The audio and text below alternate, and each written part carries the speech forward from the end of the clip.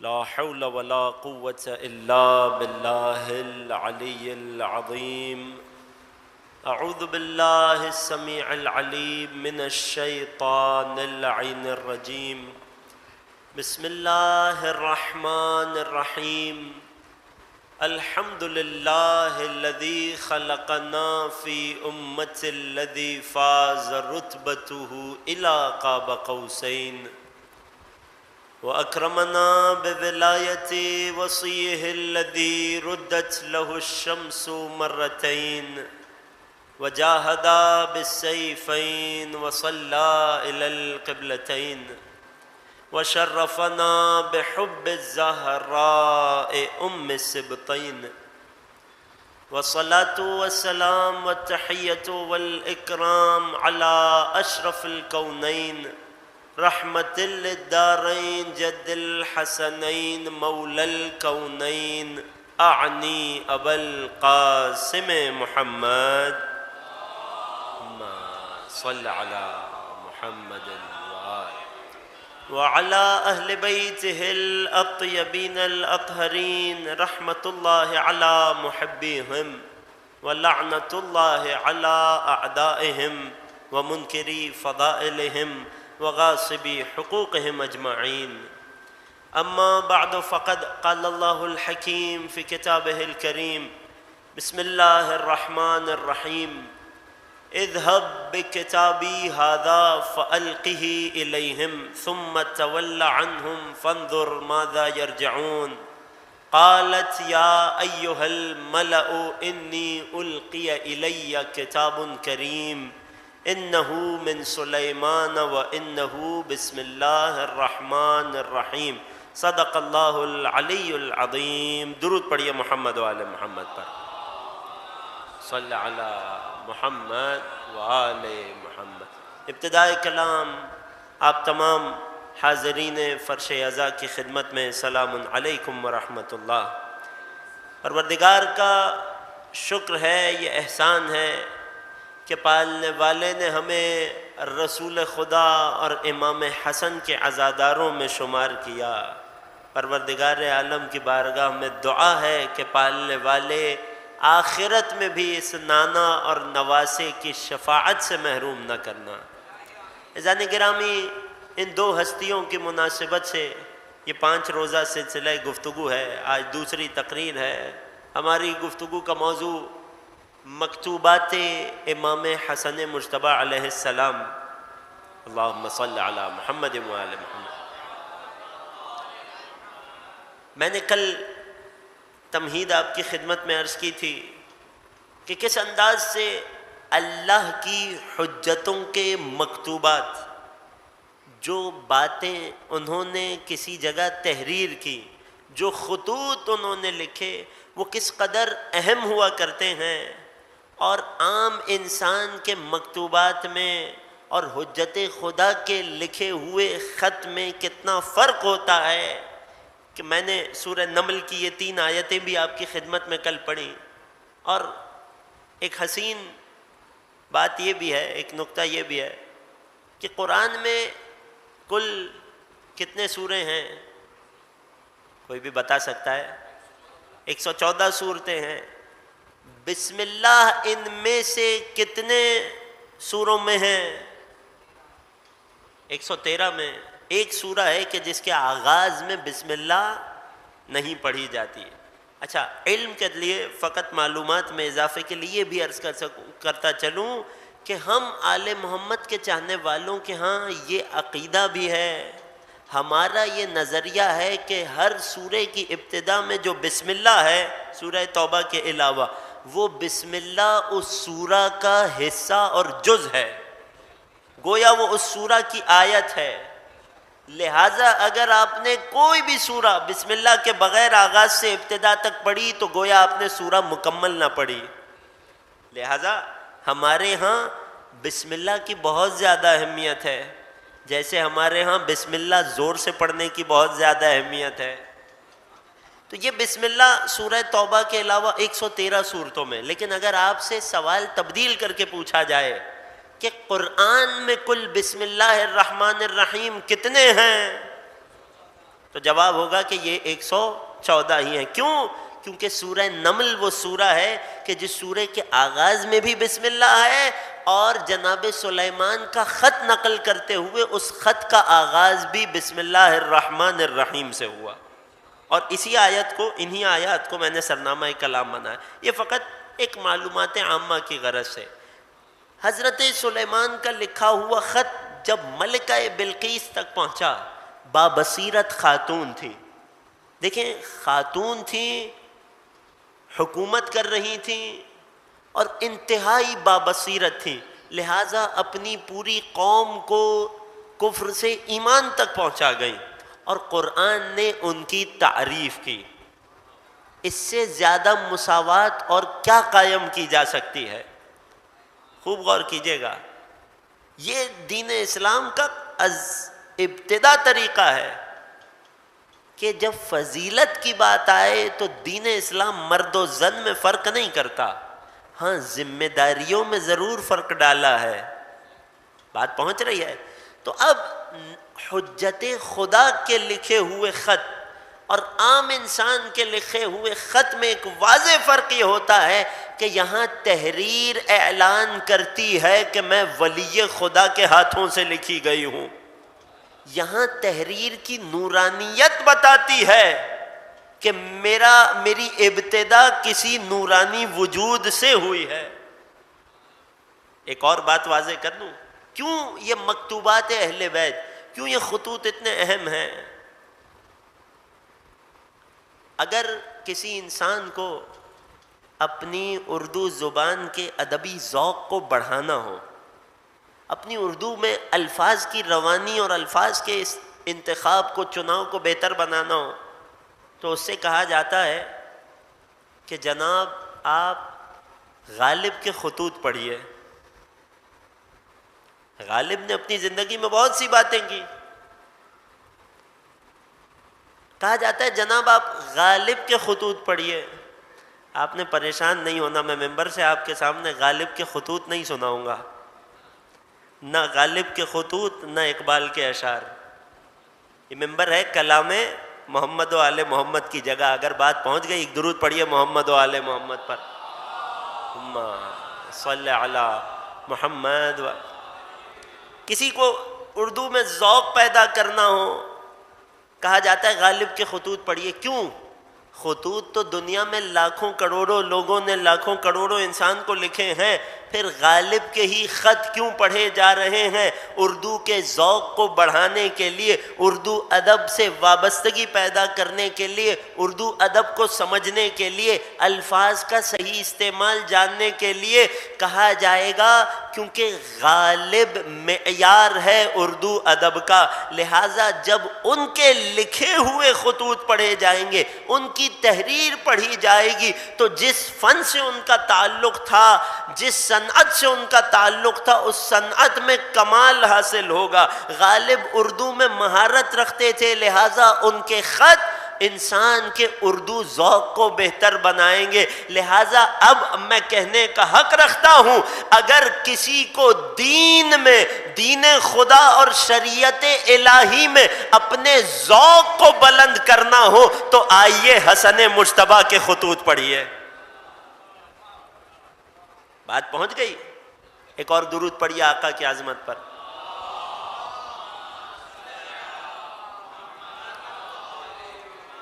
امام حسن مجتبیٰ علیہ السلام کے خطوط میں نے کل عرض کیا کہ صاحب کتاب نے، جنہوں نے 21 خطوط کو، لیٹرز کو جمع کیا، انہیں ان کی تاریخ، لکھنے کی تاریخ کے اعتبار سے کیسے تقسیم کیا، وہ تقسیم ذہنوں میں ہے.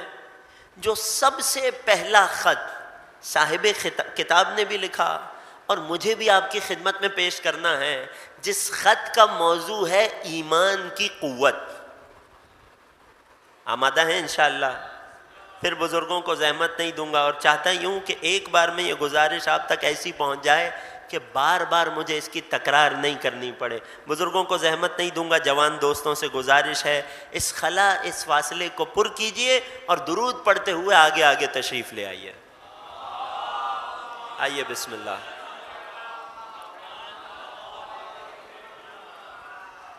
دیکھیں ایک دلچسپ بات ہے، اس حوالے سے آپ کی خدمت میں پیش کر دیتا ہوں انشاءاللہ کہ اگلے 3 دنوں کے لیے میں اس بات کو کرنے سے بے نیاز ہو جاؤں گا انشاءاللہ۔ اگر آپ نماز جماعت کے وقت مسجد میں پہنچیں، آپ دیکھیں جماعت کا آغاز ہو چکا ہے، پیش امام رکوع میں جانے والے ہیں، ابھی سورہ کی تلاوت چل رہی ہے، آپ جا کر جماعت میں کہاں شریک ہوں گے؟ آیا مسجد کے سب سے پچھلے کنارے پر، یا جہاں تک جماعت لگی ہوئی ہوگی وہاں سے خود کو جوڑ دیں گے؟ اگر کوئی انسان یہ کام کرے، مسجد میں جماعت چل رہی ہے، امام کے پیچھے ایک صف لگی ہے، 3-4 بزرگ مومنین ہیں جو جماعت پڑھ رہے ہیں، کوئی جوان آئے دیر سے جماعت میں پہنچے اور مسجد کے دروازے کے پاس کھڑا ہو کے اللہ اکبر کر دے، مکتب تشیع میں ایسے شخص کی جماعت باطل ہے۔ خوب غور کیجئے گا، مکتب تشیع میں ایسے شخص کی جماعت باطل ہے۔ ہمارے ہاں بغیر اتصال کے جماعت نہیں ہوتی، لہٰذا ضروری ہے، قانون یہ ہے، چاروں ناچار اس جوان کو پیچھے سے دوڑ لگا کے آگے آنا پڑے گا، جہاں تک صفیں ہیں وہاں تک خود کو پہنچانا پڑے گا، تب جا کر اس کی عبادت درست ہوگی۔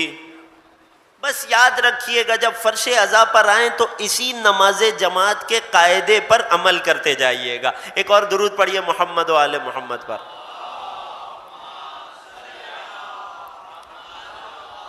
یہ نماز جماعت ہمیں محفل میں شریک ہونے کا ادب سکھا رہی ہے۔ ہر جگہ اس قانون کو اپلائی کیجیے، کسی محفل میں جائیں، جہاں جگہ خالی ہو وہاں جا کر تشریف رکھیے۔ انشاءاللہ کے بعد پہنچ گئی ہے۔ بہرحال جو پہلا خط آپ کی خدمت میں پیش کرنا ہے، میرے اور آپ کے مولا امام حسن مجتبی علیہ السلام کا، اللہم صلی علی محمد وآلہ، وہ خط صاحب تفسیر فرات۔ کل میں نے ایک ہوم ورک دیا تھا کہ نہج بلاغہ میں امام علی کے کتنے مکتوبات نقلوں، کوئی نوجوان دوست اگر دیکھ کر آیا ہو، کسی کو سنڈے کے دن اتنی فرصت ملی ہو، آج یہ دوسرا ہوم ورک دیے جا رہا ہوں۔ تفسیر فرات ہمارے مصادر تفسیر، ہماری آل محمد کے چاہنے والوں کی تفسیر کی کتب اور مصادر میں ابتدائی ترین مصدروں میں سے ایک تفسیر روائی ہے۔ صاحب تفسیر نے جس جس آیت پر انہیں رسول اور آل رسول سے کوئی کلام اس کی تفسیر میں ملا اسے نقل کیا، اسے جمع کر دیا۔ ذرا دیکھ کر آئیے گا یہ تفسیر فرات کن کی لکھی ہوئی ہے، اس تفسیر کا نام فرات کیوں ہے اور اس کی کیا خاصیت ہے۔ آپ کو انشاءاللہ یہ ساری معلومات کے لیے کہیں دور سفر نہیں کرنا پڑے گا، آپ کو انٹرنیٹ پر مل جائے گی۔ صاحب تفسیر فرات ایک روایت نقل کرتے ہیں اپنی تفسیر میں۔ اب روایت کا سلسلہ سند بھی دیکھیے گا، روایت کے راوی ہیں صاحب تفسیر فرات، اپنے سلسلے سے نقل کرتے ہیں میرے اور آپ کے چوتھے امام، امام علی ابن الحسین علیہ السلام سے۔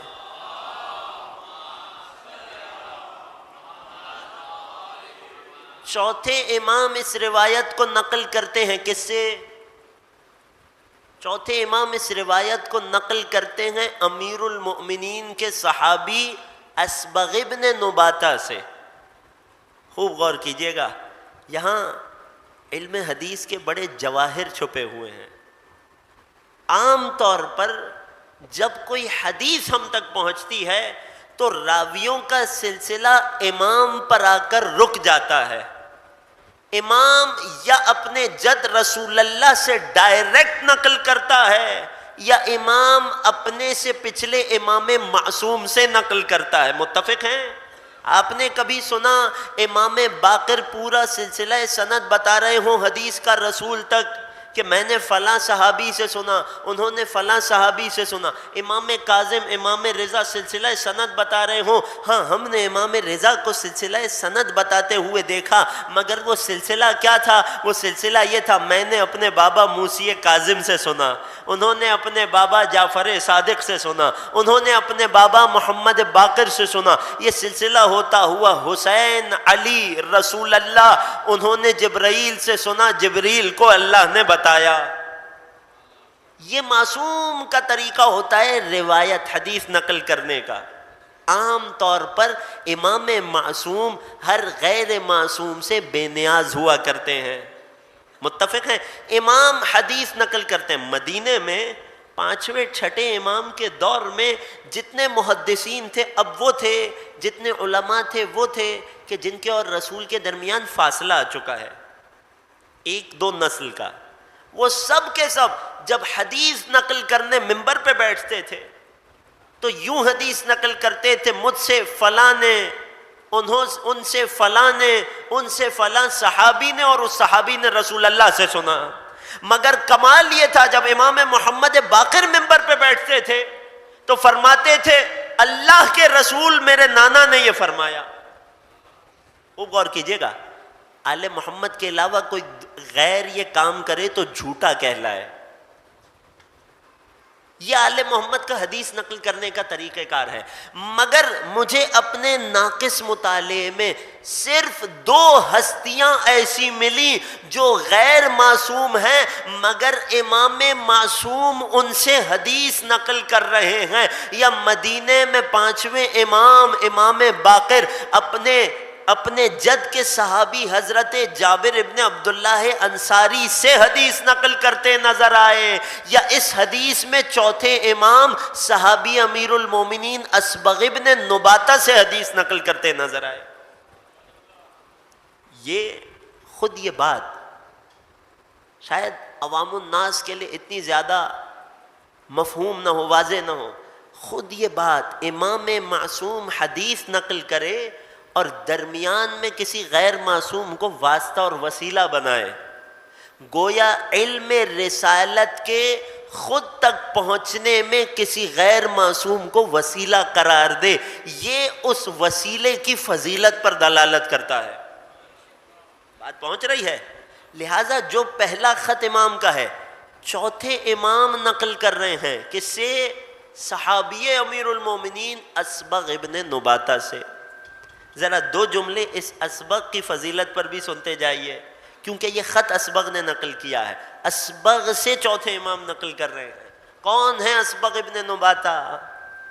انہیں یوں سمجھیے، علماء نے جب ان کے بارے میں قلم اٹھایا، کانا صحابیا جلیل القدر صاحب امیر المؤمنین وثقتہ۔ خوب غور کیجئے گا، اسبغ ابن نباتہ جلیل القدر صحابی ہیں اور امیر المؤمنین کے ثقہ ہیں، امیر المؤمنین کے بھروسے مند ہیں، قابل بھروسہ ہیں۔ کون ہیں یہ؟ اصحاب شرطۃ الخمیس۔ کیا آپ نے یہ نام سنا ہے کبھی؟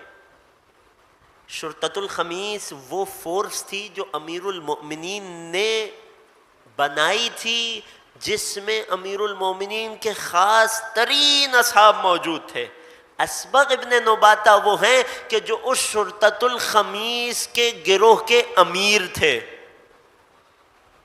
غور کر رہے ہیں؟ علم حدیث میں جب کوئی حدیث صحیح قرار دی جاتی ہے کہ یہ حدیث اصطلاح میں صحیح سند ہے، تو اس وقت قرار دی جاتی ہے جب اس کے راوی ثقہ ہوں۔ ثقہ یعنی قابل بھروسہ ہوں، یعنی بات سچی کرتے ہوں، یہ ہے ثقہ راوی کا مقام۔ اسبغ کی بات آئے تو علماء نے لکھا ثقۃ امیر المومنین، یہ صرف قابل بھروسہ نہیں تھے، یہ امیر المؤمنین کے قابل بھروسہ تھے۔ کون ہے یہ اسبغ؟ ان چند گنتی کے لوگوں میں سے، ان محدود ترین لوگوں میں سے کہ جب امیر المؤمنین کو ضربت لگی، اس کے بعد کسی کو امام علی سے گھر میں ملاقات کی اجازت نہیں تھی، امام کے مرض کی وجہ سے۔ مرض کی شدت کی وجہ سے، امام کی تکلیف کی وجہ سے، انتہائی محدود لوگ تھے جو واقعہ ضربت کے بعد شہادت سے پہلے امام علی سے جنہوں نے ملاقات کی، ان میں سے ایک اسبغ ابن نباتہ ہیں، اور بڑی ہی تفصیلی حدیث اور کام کی بات انہوں نے اس وقت امام علی سے پوچھی تھی.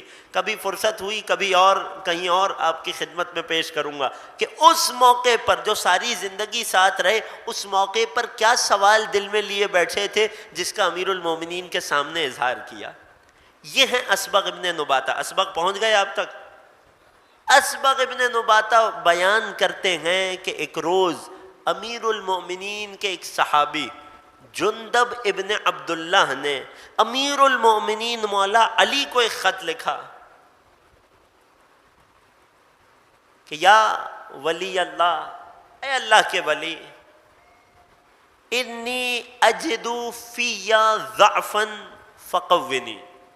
بس اتنا سا خط تھا کہ اے امیر المومنین، میں اپنے وجود میں کمزوری محسوس کر رہا ہوں، لہذا مجھے قوت عطا کیجیے. مولا، اب خط کا مطلب اور مفہوم بتا رہا ہوں. مولا، میں اپنے عقیدے میں کچھ تذبذب پا رہا ہوں. بعض اوقات انسان کی زندگی میں ایسے مشکل لمحات آتے ہیں، ایسی آزمائشیں، ایسے امتحانات آتے ہیں، انسان پر بعض اوقات شیطانی وسواس آتے ہیں اس کے عقیدوں کے بارے میں. یہی مرحلہ جندب ابن عبداللہ سے گزر رہا ہے. کیا کیا؟ بڑا بہترین کام کیا. نہ دائیں گئے نہ بائیں گئے، سیدھا در امیر المومنین پہ آ گئے. جب کبھی شیطانی وسواس کا شکار ہو، امام بارگاہ میں مجلس حسین میں آ جانا، حسین کے صدقے ہر وسواس دور ہو جاتا ہے. جندب نے مولا علی کو خط لکھ ڈالا، کسی اور کے پاس نہیں گئے. یہ تو طے ہوا کہ کچھ ضعف تھا، مگر پھر بھی ایمان اتنا مضبوط تھا کہ جندب کو پتا تھا اگر کبھی ایمان کے قدم لڑکھڑائیں تو کل ایمان کے در پہ جانا ہے. ایک درود پڑھیے مولا علی کی عظمت پر.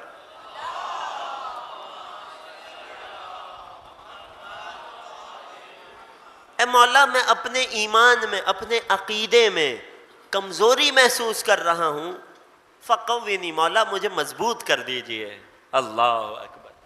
مولا مجھے طاقت بخشیے. انہوں نے عمومی بات کی تھی، نہیں معلوم عقیدہ توحید میں کمزوری ہے، عقیدہ نبوت میں ہے، یا عقیدہ امامت میں ہے، یا عقیدہ قیامت میں ہے، مگر امام کا جواب بتائے گا کہ مشکل کہاں تھی. غور کر رہے ہیں امیر المومنین نے کیا کیا؟ اسبغ کہتے ہیں امیر المومنین نے وہ خط اپنے فرزند امام حسن مجتبیٰ کو دیا، اور امام حسن مجتبیٰ کو حکم دیا ہے بیٹا حسن اس خط کا جواب دیجئے. اللہ اکبر. اب امام حسن مجتبیٰ نے جناب جندب کو اس خط کا طویل جواب لکھا، کئی صفحات پر فقط ایک جملے کا جواب تھا، مولا میں کمزوری محسوس کر رہا ہوں، مجھے طاقت بخشیے.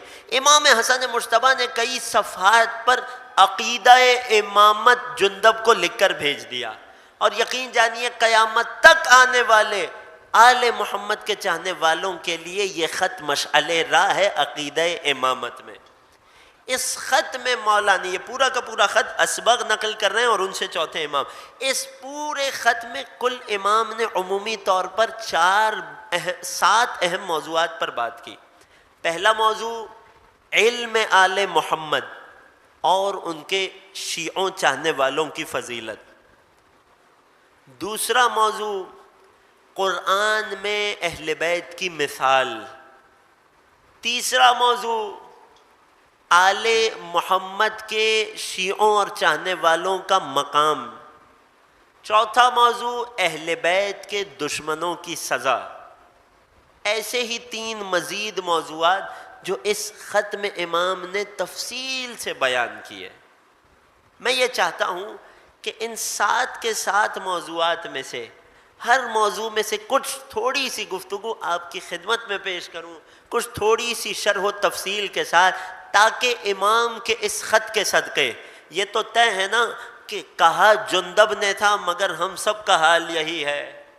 آج دنیا میں شبہات کا دور ہے، وسوسوں کا دور ہے، یقیناً ہم سب کے ایمان کمزور ہیں، ہم سب کے عقیدے کو مزید مضبوطی کی ضرورت ہے۔ تو آئیے جندب کے جواب میں لکھے گئے امام حسن مجتبیٰ کے خط سے استفادہ کریں، تاکہ جندب کے صدقے امام حسن کے خط سے ہمارا ایمان بھی مضبوط ہو جائے۔ یا علی مشکل۔ میں خط کے کچھ جملوں کا آغاز کرنے لگا ہوں، اگر آمادہ ہیں انشاءاللہ تو ایک درود پڑھیے امام کی عظمت پر۔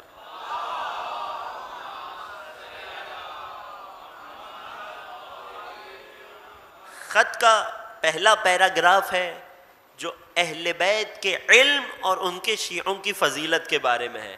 امام نے یہاں سے بات کا آغاز کیا، خوب غور کیجئے گا، امام نے مقدمہ کیا بنایا اور قہری نتیجہ کس بات کو قرار دیا۔ خود امام کے خط کا پہلا جملہ وہ ہے کہ جو ایک انسان کو تمام غلط دروازوں سے چھڑا کر صحیح در پہ لا سکتا ہے۔ امام نے بات کا آغاز کیا، اے جندب، ان محمدن کان امین اللہ فی ارضہ، رسول اللہ حضرت محمد اس روئے زمین پر اللہ کے امین تھے، اس کائنات میں زمین پر اللہ کے امانت دار تھے۔ پیغام پہنچانے اسی کو بھیجا جاتا ہے جس پر بھروسہ ہو، جو امانت دار ہو۔ اے جندب، ہم رسول اللہ اس زمین پر اللہ کے امین تھے۔ فرماتے ہیں وَكُنَّا أَهْلَ بَيْتِهِ، اور اس بات میں بھی کوئی شک نہیں ہے کہ ہم اس رسول کے گھر والے ہیں۔ لوگ ہماری فضیلت کا انکار کر سکتے ہیں مگر کوئی ہمارے نسب کا انکار نہیں کر سکتا۔ توجہ کیجئے گا، مولا فرماتے ہیں فَلَمَّا قُبِضَ مُحَمَّد، لہٰذا اب جب رسول اللہ کی رحلت ہوئی اور ہم ان کے اہل بیت ہیں، فَنَحْنُ أُمَنَاءُ اللَّهِ فِي أَرْضِهِ، تو اب رسول کے بعد سب سے پہلا حق ان کے گھر والوں کا ہے کہ وہ اللہ کی زمین پر اس کی حجتیں قرار پائے۔ چونکہ محمد امین تھے اور ہم ان کے اہل بیت ہیں، لہٰذا ہم بھی روح زمین پر اللہ کے امین ہیں۔ زیارت امین اللہ کا جملہ تو ذہن میں ہے نا، السلام علیک یا امین اللہ فی ارضہ، میرا سلام ہو روح زمین پر اللہ کے امین پر۔ مولا قرآن سے نکال رہے ہیں، کہاں سے بات کر رہے ہیں؟ قرآن ناطق بات کرے اور قرآن میں اس کی اصل نہ چھپی ہو، کیسے ہو سکتا ہے؟ قرآن میں اللہ نے فیصلہ کر دیا وَأُولُو الْأَرْحَامِ بَعْضُهُمْ أَوْلَىٰ بِبَعْضٍ، جو آپسی قرابت دار ہیں ان میں سے بعض پر زیادہ حق رکھتے ہیں باہر والوں کی نسبت، غیروں کی نسبت۔ اگر دو بھائی ہوں یا ایک باپ ہو، اس کے چند بیٹے ہوں اور اس باپ کے بارے میں کسی کو کچھ معلوم کرنا ہو، جناب توجہ میرے ساتھ ہے عزیزوں، بہت اہم نتیجہ پیش کر رہا ہوں، ہمارے اور غیروں میں اختلاف کس بات پر ہے؟ فقط ایک ہی بنیادی بات پر ہے، باقی تمام اختلافات جزوی ہیں، باقی تمام اختلافات ذیلی ہیں۔ بنیادی اختلاف جو ہم میں اور غیروں میں ہے وہ فقط اتنا ہے کہ سب کو تلاش ہے رسول کی سنت کی، سب کو تلاش ہے رسول کی سیرت کی، ہر ایک کو تلاش ہے رسول کے عمل کی۔ کیوں؟ کیونکہ قرآن نے کہا ہے کہ محمد تمہارے لیے بہترین نمونہ عمل ہے، تو نمونہ عمل کی پیروی اس وقت ہوگی جب اس کے عمل کی خبر ہو۔ ہر ایک امتی یہ جاننا چاہتا ہے رسول اٹھتے کیسے تھے، رسول بیٹھتے کیسے تھے، رسول چلتے کیسے تھے، رسول آرام کیسے فرماتے تھے، رسول عبادت کیسے کرتے تھے۔ ہر ایک امتی کو یہی تلاش ہے کہ رسول کب، کیا اور کیسے کیا کرتے تھے۔ ہم میں اور غیروں میں بس اتنا سا فرق ہے کہ غیروں نے یہ سوال کہ نبی گھر میں کیا کیا کرتے تھے، گھر کے باہر والوں سے کیا، ہم نے یہی سوال نبی کے گھر والوں سے کیا۔ ایک درود پڑھیے نبی کی عظمت پر۔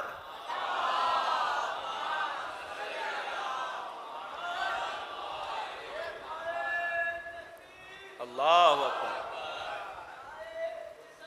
سب مل کر یا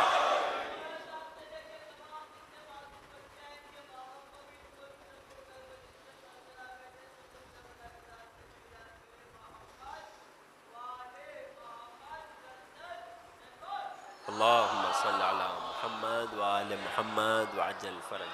جزاک اللہ۔ بات واضح ہو گئی؟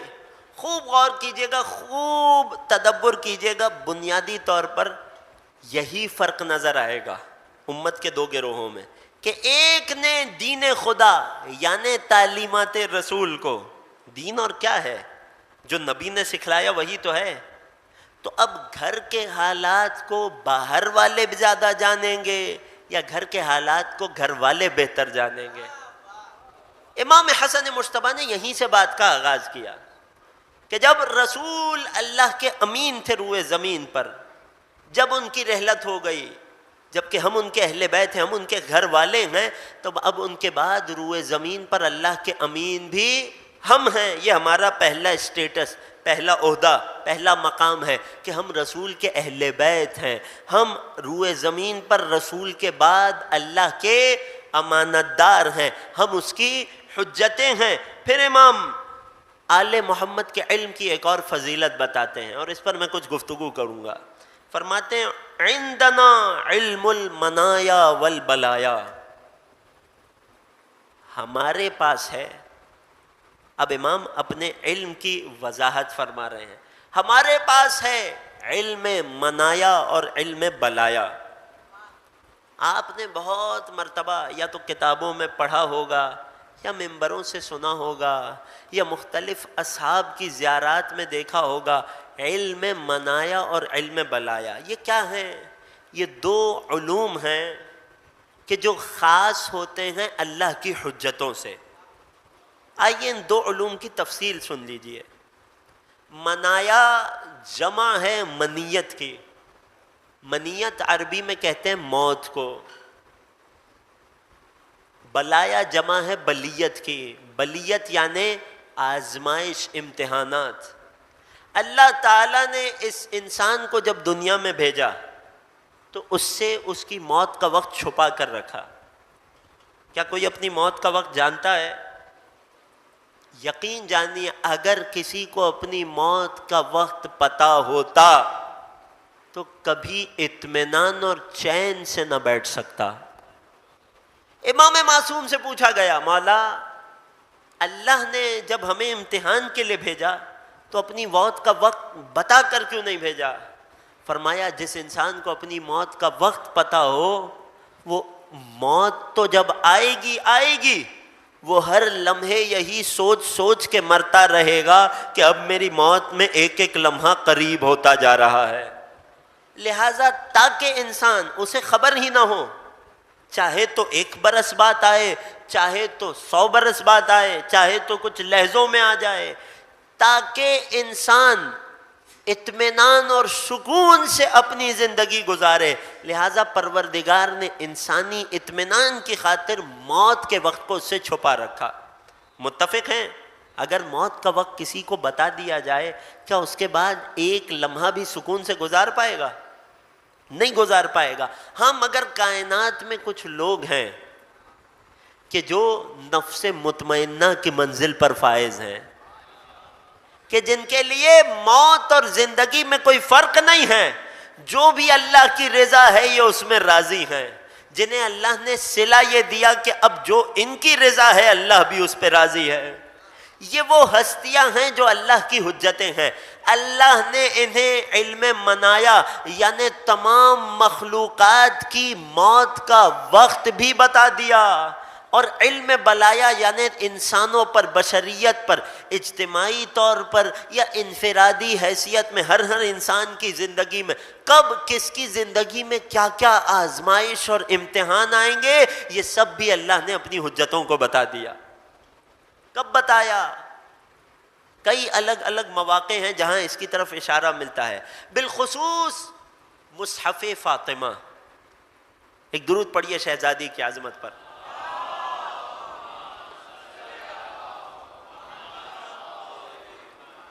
مصحف فاطمہ نام تو سنا ہوگا آپ نے. یہ کیا ہے؟ انہی دنوں کی بات ہے کہ جب اللہ کے رسول کی رحلت ہو گئی اور جناب فاطمہ پر تمام مظالم ڈھائے گئے، دختر رسول کے قلب کو سکون نہیں آ رہا تھا، اپنے بابا کی یاد میں تڑپ رہی تھی. جناب فاطمہ کی دلجوئی کے لیے ہمارے ہاں کثرت سے روایات ہیں اس مضمون پر. کوئی پریشان نہ ہو سکتا ہے کسی نے پہلے نہیں سنا ہو، مگر آپ کا پہلے نہ سننا کسی بات کے نہ ہونے کی دلیل نہیں ہو سکتا. توجہ کر رہے ہیں؟ جبرائیل امین شہزادی کونین کی دلجوئی کے لیے آسمان سے تشریف لایا کرتے تھے اور دختر رسول سے ہم کلام ہوا کرتے تھے، اور قیامت تک آنے والی اولاد فاطمہ اور بی بی کے چاہنے والوں کے حالات انہیں بتایا کرتے تھے. شہزادی کونین بعد میں وہ حالات املا کراتی تھی، مولائے کائنات اپنے دست مبارک سے لکھتے تھے. غور کر رہے ہیں؟ یہ مصحف فاطمہ تھا، اس میں بی بی کے تمام اولاد اور چاہنے والوں کے تمام تر حالات کے، جس میں ان کی آزمائشیں بھی شامل تھیں اور ہر ایک کی موت کے اوقات اور اسباب بھی شامل تھے. وہ سب کا سب شہزادی کے بیان سے اس کتاب میں لکھ دیا گیا. وہ مصحف فاطمہ کہ جو ائمہ کی میراث ہے، ہر امام کے بعد اگلے معصوم کو ملتی ہے، اس وقت حضرت حجت کے پاس ہے. جب ظہور فرمائیں گے تو اپنے ساتھ لے کر آئیں گے. ایک درود پڑھیے حضرت حجت کے ظہور کے لیے.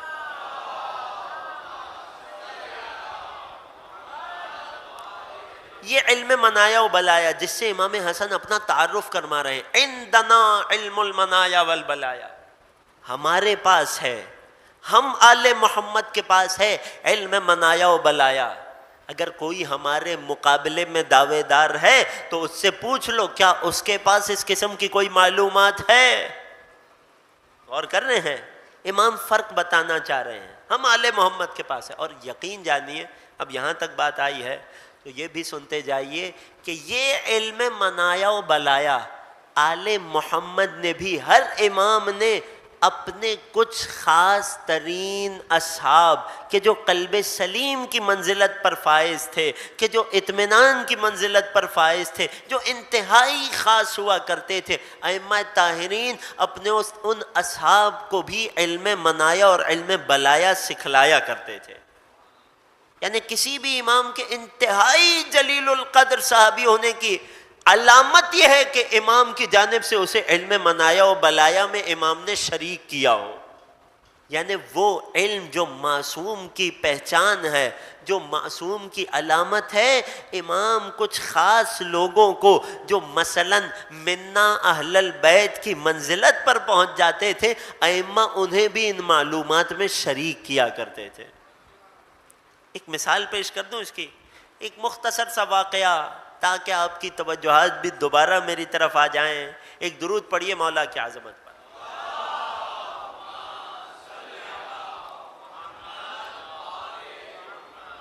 ایک مرتبہ شہر کوفہ ہے، قبیلہ بنی اسد کی بیٹھک جس جگہ پر تھی.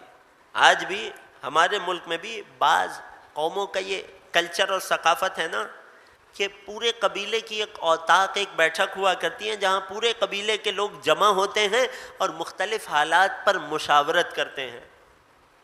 کوفے میں مختلف قبائل کی الگ الگ بیٹھکیں تھیں. جو قبیلہ بنی اسد کی بیٹھک تھی، وہاں بہت سارے افراد قبیلہ بنی اسد سے تعلق رکھنے والے جمع تھے. انہوں نے دیکھا کہ ایک روز ایک طرف سے میثم تمار اپنے گھوڑے پر سوار آ رہے ہیں، ایک طرف سے حبیب ابن مظاہر اسدی ان کے قبیلے کے سردار اپنے گھوڑے پہ سوار آ رہے ہیں. جب ائمہ کے ان دونوں عاشقوں نے ایک دوسرے کو دیکھا تو ایک دوسرے کے قریب آئے، اتنا قریب آئے کہ دونوں کے گھوڑوں کی گردنیں مل گئیں. پھر ان دونوں نے آپس میں بات کرنا شروع کی. جب بات آگے بڑھتی چلی گئی تو ایک مرتبہ حبیب نے میثم کو مخاطب کر کے کہا کأنی برجل اصلع، گویا کہ میں دیکھ رہا ہوں کہ ایک ایسا مرد ہے کہ جس کے بال جھڑ چکے ہیں، ٹال رکھنے والا ہے. جناب میثم تمار کی طرف اشارہ تھا. میں دیکھ رہا ہوں کہ گویا ایک ایسا مرد ہے کہ جس کے سر پہ ایک بال بھی نہیں ہے، جو بہت بڑا شکم رکھتا ہے، اور اسے اس کے مولا کی محبت میں سولی پر لٹکایا جا رہا ہے. جب میثم نے یہ بات سنی تو کہنے لگے وَكَأَنِّي بِرَجُلٍ أَحْمَرٍ لَهُ صُفَيْدَتَانِ يَخْرُجُ فِي نُصْرَةِ ابن بنت رسول اللہ وَيُقْتَلُ مَعَهُ. میثم کہتے ہیں گویا کہ میں بھی ایک ایسے مرد کو دیکھ رہا ہوں جو انتہائی سرخ و سفید جلد رکھتا ہے، جس کی پلکیں بہت بڑی بڑی ہیں، اور یہ شخص اپنے نبی کے نواسے کی مدد کے لیے اپنے شہر کو چھوڑ دے گا، نبی کے نواسے کے ساتھ قتل کر دیا جائے گا. وَيُجَالُ رَأْسُهُ، اور اس کے سر کو شہر در شہر پھرایا جائے گا. یہ دونوں مسکرا کر ہنستے ہنستے گویا ایک دوسرے کو کوئی خوشخبری سنا رہے ہوں. توجہ ہے، یہ دونوں نے یہ بات کی، حبیب نے یہ بات کی، میثم نے یہ جواب دیا. یہ دونوں اپنے اپنے راستے چلے گئے. بنی اسد کے لوگ جو ان دونوں کو یہ باتیں کرتے سن رہے تھے، کہنے لگے آپس میں چہم و گوئیوں میں واللہ ما رأینا اکذب من ہذین، خدا کی قسم، اب میں نقل کر رہا ہوں ان کے قول کو، خدا کی قسم ہم نے ان دونوں سے زیادہ جھوٹا آج تک نہیں دیکھا. کچھ دیر گزری کہ اسی راستے پر جناب رشید ہجری کا گزر ہوا. کون؟ امیر المومنین کے ایک اور خاص صحابی.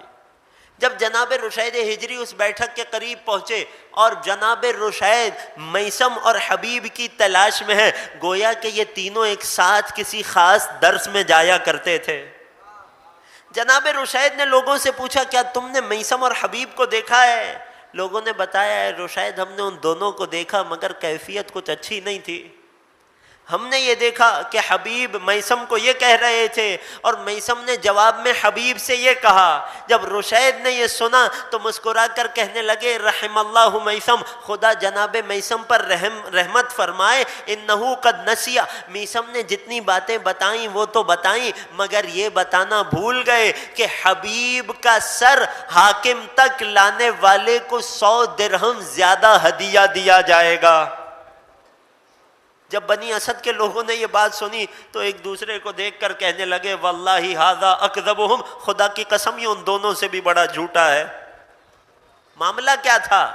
یہ امیر المومنین کے تینوں، امیر المومنین کے وہ خاص صحابی تھے جنہیں امام علی نے علم منایا اور بلایا سکھایا تھا کہ عام انسان کے ظرف جن باتوں کا تحمل نہیں کر سکتے، انہی بنی اسد کے لوگوں نے بیان کیا. فما مضت الایام واللیالی، جب کچھ شب و روز گزرے تو ہم نے دیکھا جیسا حبیب نے کہا تھا ویسے ہی میثم کو حب علی میں سولی پر لٹکایا گیا. پھر کچھ اور دن گزرے تو ہم نے دیکھا کہ حبیب حسین کی نصرت میں کربلا میں مارے گئے اور اسی شہر کوفہ میں حبیب کے سر کو لایا گیا. گویا امیر المؤمنین نے ان خاص اصحاب کو علم منایا اور بلایا سکھایا تھا. اگر بات پہنچ گئی، ایک درود پڑھیے مولا کی عظمت پر.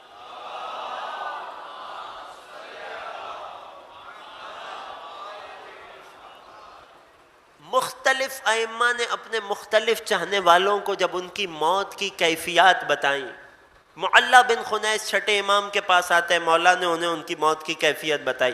حتیٰ جناب زید شہید کو جو امام معصوم چوتھے امام بتا رہے تھے، وہ کیا تھا؟ وہ علم منایا ہی تو تھا، وہ علم بلایا ہی تو تھا. اگر بات پہنچ گئی ہے، میں بات کو ایک منزل اور آگے بڑھانا چاہتا ہوں. میں کیا کروں؟ جس خط کے ایک جملے کی تفصیل میں اتنا وقت لگ جائے، پورے خط کا کیا کیجئے.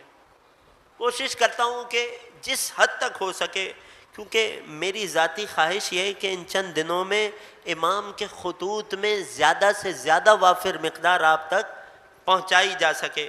کچھ اور جملے سن لیجئے گا جتنی آج دامن وقت میں گنجائش ہے، پھر زحمت کو تمام کرتا ہوں. اگر آمادہ ہیں تو مل کر ایک اور درود پڑھ دیجئے.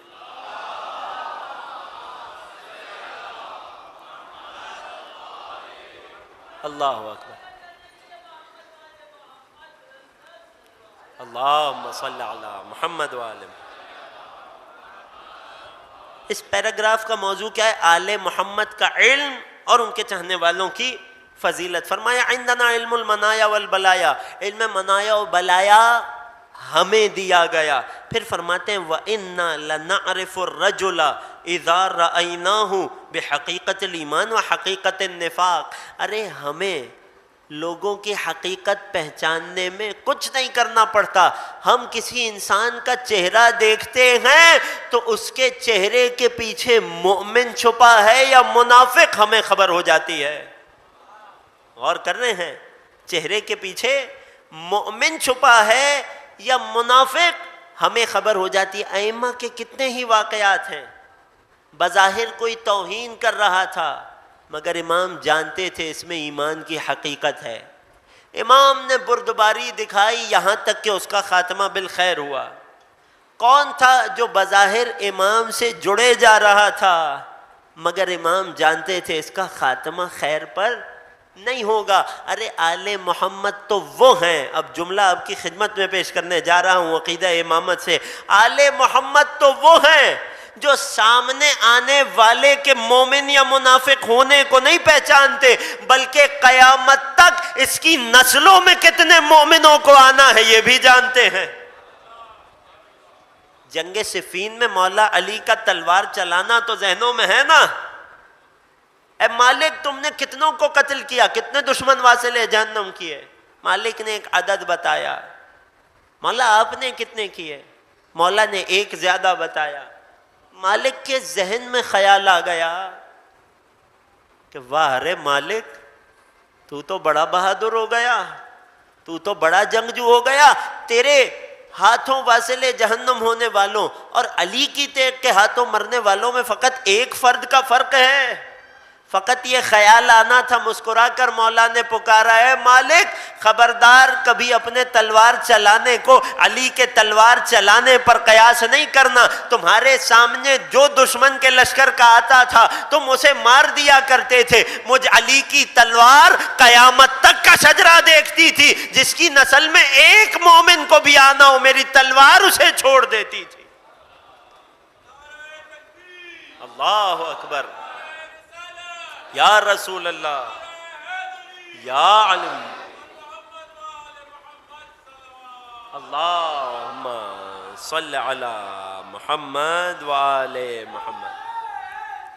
یا علی یا علی یا علی مدد حق حیدر. یہ تو بات ہو گئی آل محمد کے علم کی. شیعوں کے بارے میں کیا فرمایا؟ فرماتے ہیں وَإِنَّ شِيعَتَنَا لَمَعْرُوفُونَ بِأَسْمَائِهِمْ وَأَنْسَابِهِمْ. ارے ہمارے شیعہ بھی کوئی غیر معروف لوگ نہیں ہیں. زمین والے انہیں نہ بھی جانتے ہوں تو آسمان والوں کی نگاہ میں یہ انتہائی معروف ہوا کرتے ہیں. ان کے نام اور ان کے شجرے آسمان والوں کے ہاں مشہور ہیں. غور کر رہے ہیں؟ پھر مولا فرماتے ہیں اخذ اللہ المیثاق علینا وعلیہم. اللہ نے ہم سے بھی عہد و پیمان لیا ہے اور ہمارے شیعوں سے بھی ہمارے لیے عہد و پیمان لیا ہے. یہ جو آج میں اور آپ واقعہ کربلا کے 1400 سال کے بعد بھی ذکر حسین منانے فرش عزا پہ آ رہے ہیں یا فرش عزا بچھا رہے ہیں، یہ اہل بیت سے کیا گیا عہد و پیمان نہیں ہے تو کیا ہے؟ یہ عالم زر میں کیا گیا وعدہ نہیں ہے تو کیا ہے؟ کہ آج جس وعدے کو نبھا رہے ہیں اور اللہ کی توفیق کے ساتھ قیامت تک نبھاتے رہیں گے. جب آل محمد کے چاہنے والے وعدے کو نبھاتے رہیں گے. امام حسن مجتبیٰ فرماتے ہیں کہ جب اللہ نے ہم سے اور ان سے وعدہ لے رکھا ہے یہ ہمارے اپنے ہیں، یہ ہمارا حق نبھاتے رہیں گے، اس کا اجر انہیں یہ ملے گا یردون موردنا و یدخلون مداخلنا. کہ اب جس طرح دنیا میں شیعہ ہم سے جڑے رہتے ہیں، قیامت میں بھی اللہ ہمیں ان سے جدا نہیں کرے گا۔ قیامت میں بھی جس جگہ ہمیں لے جایا جائے گا، ہمارے چاہنے والوں کو بھی اسی مقام پر لایا جائے گا۔ پھر مولا ایک عجیب جملہ فرماتے ہیں، اگر توجہ میرے ساتھ ایک درود پڑھیے محمد و آل محمد۔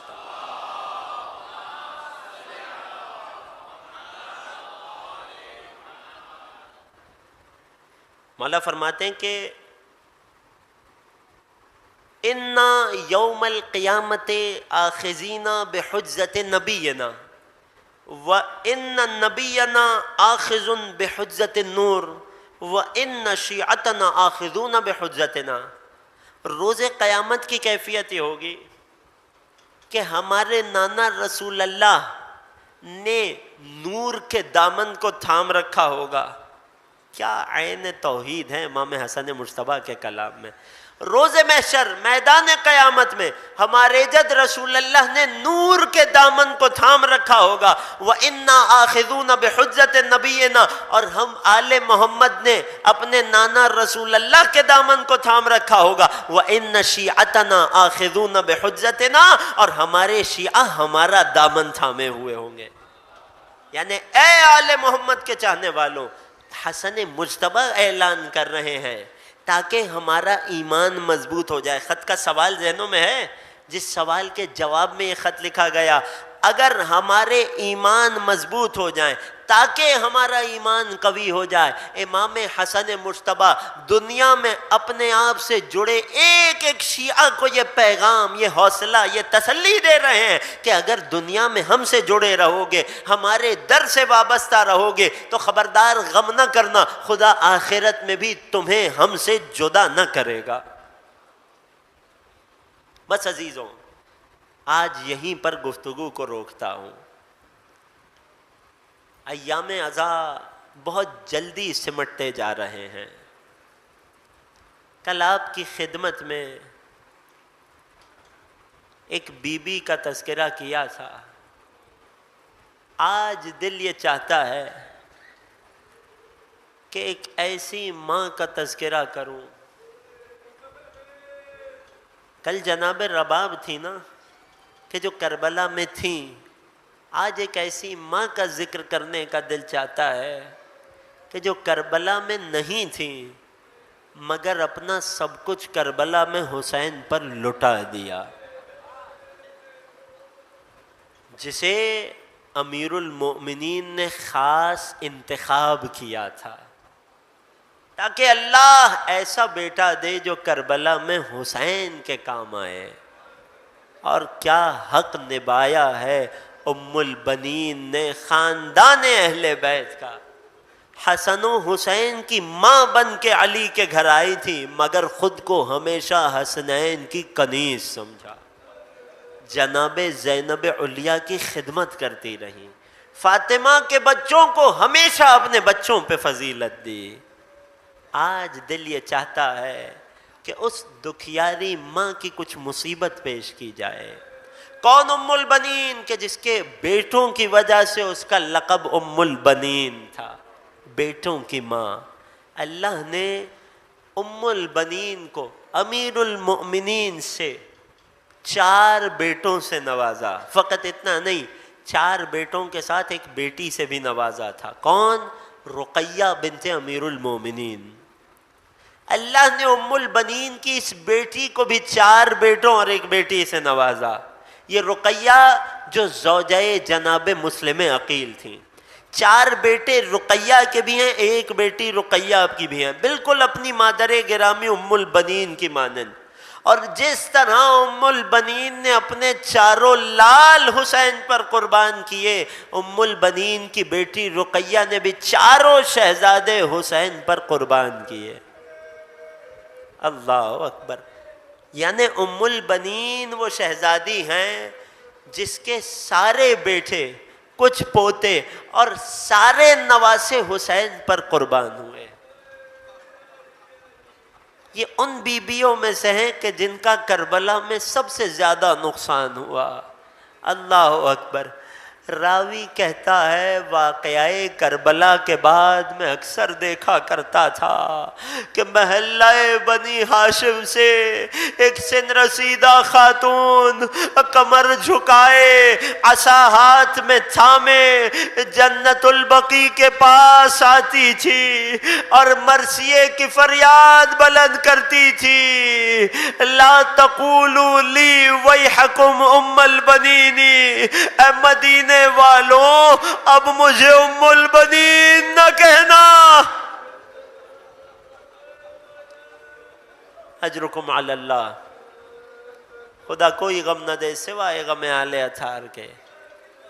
عزیزوں، ایام عزا اپنے اختتام کی طرف بڑھ رہے ہیں، آئیے ام البنین کی بارگاہ میں ان کی اولاد کا، ان کی آل کا پرسہ پیش کریں۔ ذرا سوچئے ایک دن میں جس ماں کی ساری کمائی لٹ گئی، مرثیہ پڑھا کرتی تھی روزانہ، اے مدینے والو مجھے ام البنین نہ کہنا۔ ارے پہلے اللہ نے مجھے کچھ بیٹے دیے تھے جن کی وجہ سے مجھے ام البنین کہا جاتا تھا، مگر اب ان میں سے ایک بھی باقی نہ رہا۔ ارے تاریخ نے یہ عجیب منظر بھی لے دیکھا، ام البنین جنت البقیع آتی تھی۔ ذرا فرق دیکھیے گا اس ماں میں کہ جس نے اپنی اولاد کی قبر دیکھی ہو، اور اس دکھیاری ماں ام البنین میں کہ جو کبھی اپنے بچوں کی قبر پر بھی نہ جا سکی۔ جنت البقیع آتی تھی، اپنی انگشت مبارک سے 4 قبریں بناتی تھی اور بیٹھ کر اپنے بیٹوں کا مرثیہ پڑھتی تھی۔ جانتے ہیں لوگوں نے جب سنا تو مرثیے میں کیا سنا؟ ارے مرثیہ پڑھتے پڑھتے کہتی ہیں ام البنین کا تو مرثیہ بھی اگرچہ بظاہر عباس کا مرثیہ ہے، مگر اس مرثیے کی حقیقت حسین پر رونا تھا۔ یقین جانیے جن لوگوں نے نقل کیا ام البنین جنت البقیع کی خاک پہ بیٹھ کر مرثیے میں یہ جملے کہا کرتی تھی، اے عباس مجھے کسی خبر دینے والے نے خبر دی کہ کربلا میں حسین کے بچے پیاسے رہ گئے۔ اجرکم علی اللہ، اے عباس مجھے خبر دینے والے نے خبر دی کہ حسین کے بچے مارے گئے۔ اے عباس مجھے کسی بتانے والے نے بتایا کہ حسین کا ششمہ علی اصغر بھی مارا گیا۔ اے عباس مجھے کسی مرثیہ کہنے والے نے بتایا میرا حسین زین فرس سے زمین پر آیا تو تیروں پر معلق ہو گیا۔ اے عباس مجھے کسی خبر دینے والے نے یہ بھی بتایا کہ شبر نے 13 ضربوں سے۔ اے عباس مجھے یہ بھی بتایا کہ حسین کے بعد آل حسین کے خیموں کو آگ لگی۔ اے عباس میں نے یہ بھی سنا کہ میری دکھیاری زینب کے سر سے چادر۔ اے عباس مجھے یہ خبر دی گئی کہ حسین کے خاندان کو کربلا سے کوفہ، کوفے سے شام تک اسیر بنا کر لے جایا گیا۔ اب ماں کی صدا سنیے گا، ام البنین کا مرثیہ سنیے گا، رو کر فرماتی تھی اے عباس مجھے ہرگز یقین نہ آتا تھا کہ جن کے ساتھ عباس جیسا محافظ ہو ان آل رسول پر کیسے یہ مصیبتیں آئی، مگر عباس جب کسی نے مجھے یہ بتایا کہ تیرے دونوں بازو کٹ گئے، اب ام البنین کو یقین آ گیا۔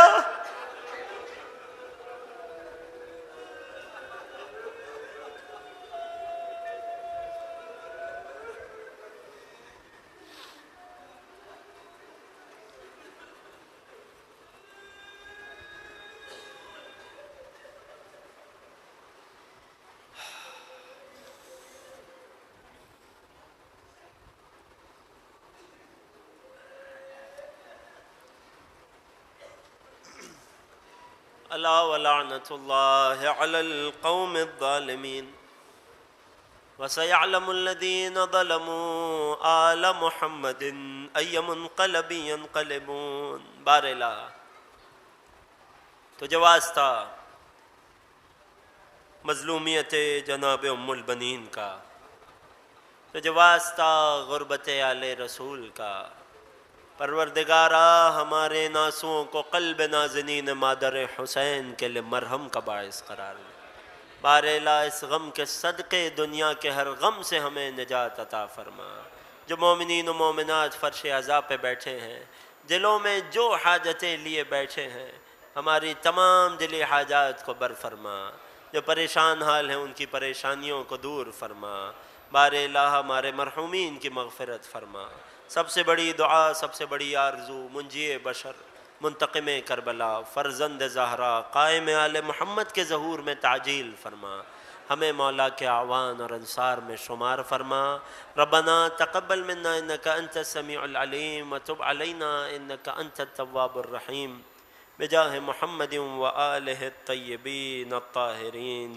ایک سورہ فاتحہ کی التماس ہے حاضرین کے تمام مرحومین کو شامل کرتے ہوئے، بالخصوص مرحومہ فیروزہ بانو بنت بچو بھائی، مرحومہ عابدہ خاتون بنت دوست محمد، مرحوم رمضان علی ابن بہادر علی، مرحومہ شیریں بائی بنت محمد علی، مرحوم محمد علی ابن غلام حسین، مرحوم نثار علی ابن وزیر علی، خان محمد خاندان کے تمام مرحومین، مرحوم بچو بھائی ابن غلام حسین، پنجوانی خاندان کے تمام مرحومین، لاکھانی خاندان کے تمام مرحومین، دھنجی خاندان کے تمام مرحومین، تمام مرحوم علماء کرام، شہدائے عظام، کل مرحوم مومنین و مومنات کو شامل کرتے ہوئے شہدائے کربلا کی بارگاہ میں ہدیہ کرتے ہوئے رحم اللہ من قرأ الفاتحہ۔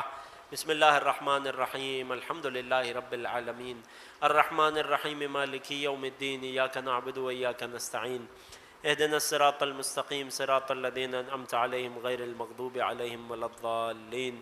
بسم اللہ الرحمن الرحیم، قل هو اللہ احد اللہ الصمد لم یلد ولم یولد ولم یکن له کفوا احد۔ بسم اللہ الرحمن الرحیم، قل هو اللہ احد اللہ الصمد لم یلد ولم یولد ولم یکن له کفوا احد۔ بسم اللہ الرحمن الرحیم، قل هو اللہ احد اللہ الصمد لم یلد ولم یولد ولم یکن له کفوا احد۔ اللہم اغفر للمؤمنین والمؤمنات والمسلمین والمسلمات الاحیاء منهم والاموات، تابع بیننا وبینہم بالخیرات، انک مجیب الدعوات، انک رافع الدرجات، انک قاضی الحاجات، انک علی کل شیء قدیر، بجاہ محمد و آلہ الطیبین۔